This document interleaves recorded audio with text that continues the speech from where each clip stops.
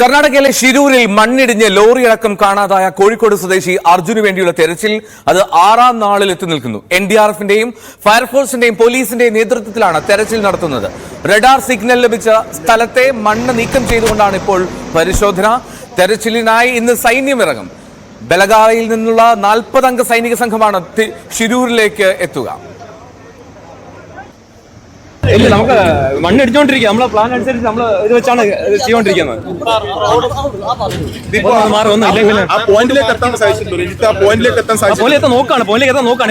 ഇപ്പൊ മെഷീനറീസ് ആവശ്യമാണ് വിട്ടാണ്. കുറച്ച് മെഷീനറീസ് വരാൻ ആവശ്യമാണ്.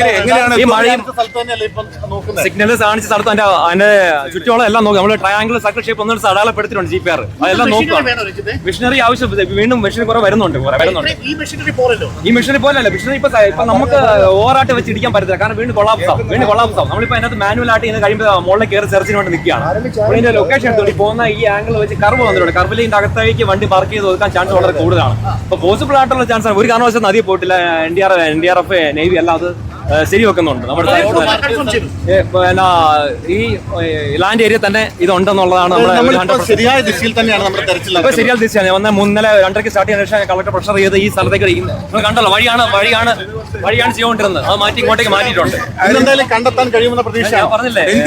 മാക്സിമം ചെളി നീക്കം ചെയ്യാതെ ഈ സൈന്യം എത്തിയാലോ അങ്ങോട്ട് ആ പോയിന്റിലേക്ക് എത്തിപ്പെടാൻ പറ്റില്ല. സൈന്യം ബ്രീഫ് ചെയ്യുന്നാൽ ഇങ്ങനെ നമ്മൾ ബ്രീഫിംഗ് ചോദിച്ച കാര്യം ഇത്രയും ഓപ്പറേറ്റ് ചെയ്തുകൊണ്ട് നമ്മുടെ ബ്രീഫിംഗ് ആവശ്യപ്പെടും.